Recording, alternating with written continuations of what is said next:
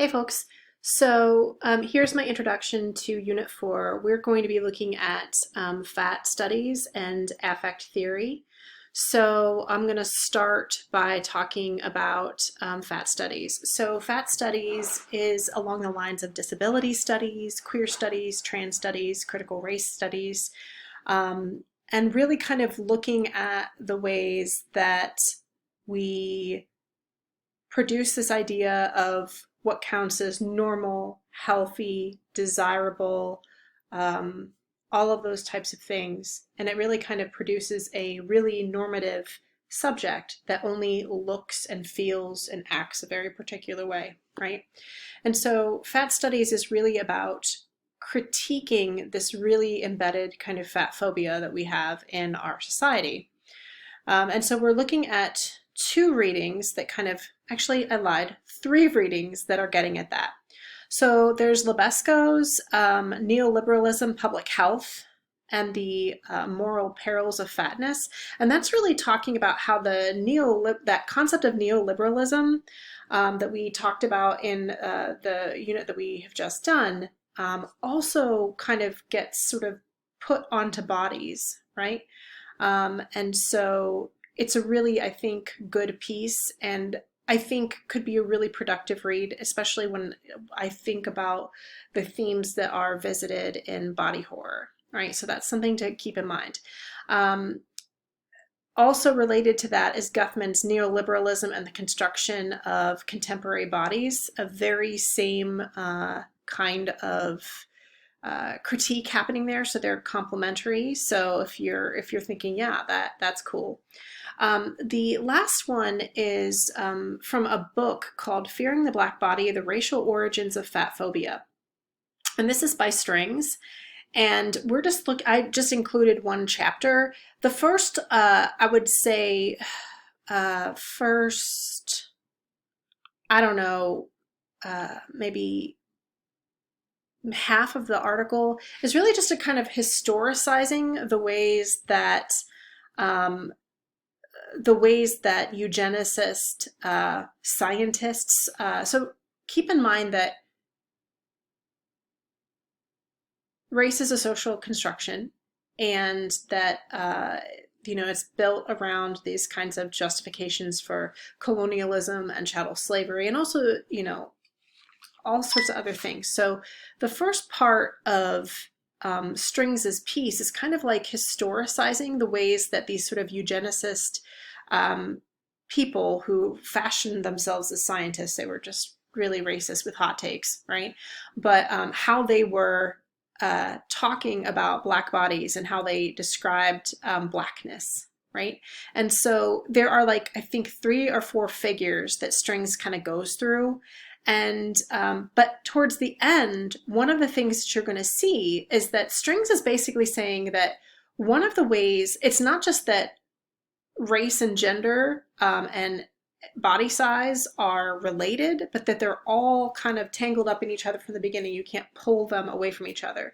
So that one of the key things that these kind of white supremacist eugenicists did was they basically kind of tied this white supremacist idea of like racial superiority onto women and comparing women, right?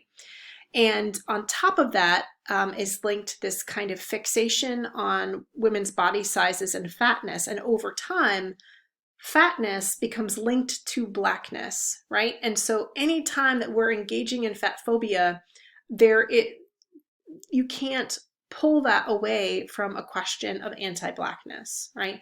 And so Strings's piece talks about that, all right? And I thought that that was really important because even though body horror features a white main character, it doesn't matter, right? Because fat phobia is always sort of reanimated by this idea of racialized notions of what a body and a woman's body should, in air quotes, look like. So I thought I wanted to sort of include that in there.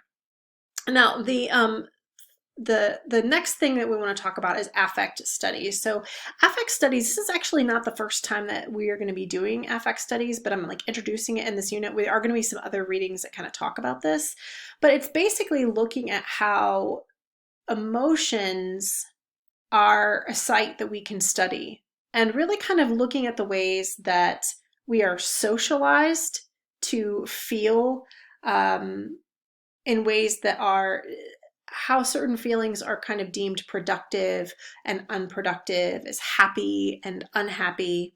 So Berlant's piece is it's a tough read. I'm not going to lie to you, but one of the reasons why I wanted to include this piece from Berlant, and I'm just going to give you the water wings here in case you want to dive into it.